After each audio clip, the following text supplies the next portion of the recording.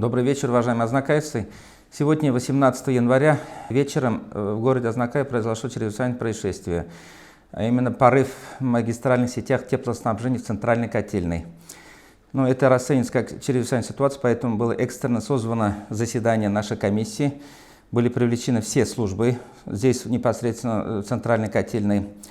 Более подробно, за техническую часть озвучит у нас главный инженер Азнакайского, поэтому мы чуть попозже ему слово предоставим, он озвучит проблему. И на заседании были приняты ряд важных решений. Управляющим компаниям и обслуживающим многоквартирные дома организациям поручено произвести круглосуточное наблюдение за системой теплоснабжения, что во избежание разморозок, чем они и будут ночью заниматься, будут контролировать. Потом, даже если мы в ближайшее время подадим тепло сразу до квартир и до социальных учреждений сразу не дойдет, поэтому утром еще будет дискомфортно и прохладно. Мы приносим, конечно же, извинения нашим гражданам. Поэтому принято решение, что занятия в школах отменяются и занятия будут дистанционные.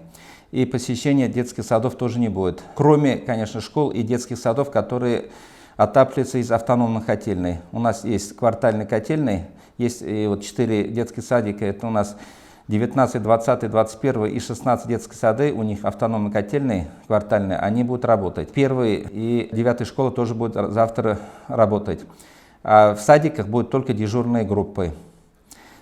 Также в больнице дано задание главному врачу отрегулировать амбулаторных больных, направить домой, экстренных тяжелых больных. Отопление поддерживать за счет альтернативных источников. Я еще раз напомню, что квартальные котельные, они все работают в штатном режиме. Это микрорайон Тукай, это Промбазе, микрорайон Лобачевского и микрорайон Шайхутдинова. Там квартальная котельная работает в штатном режиме. И там проблем с теплом у граждан не будет и социального учреждения. Потом последние минуты появились очень много фейковых сообщений в соцсетях, фейковый сброс, якобы, что там надо слить воду, во избежание разморозки. Просим вас не верить таким фейкам, а прислушиваться официальных сообщений от нас. Мы все важные сообщения будем направлять через официальные средства массовой информации. Тем более у нас насосы работают, циркуляция поддерживается, поэтому мы надеемся, что никакой разморозки в системах не будет. Поэтому не надо верить фейкам и начинать сливать какую-то воду. Потом некоторые люди попытаются, чтобы поддерживать температуру в квартире, попытаются включить альтернативные источники. Кто-то попытается, газовую горелку включить, духовки включить. Поэтому, пожалуйста, будьте осторожны. Здесь очень опасно отравление угарным газом. Тем более без притока воздуха ни в коем случае нельзя долго держать включенные газовые горелки и духовки. Многие попытаются отапливаться этими электрическими обогревателями. Здесь тоже надо быть осторожными.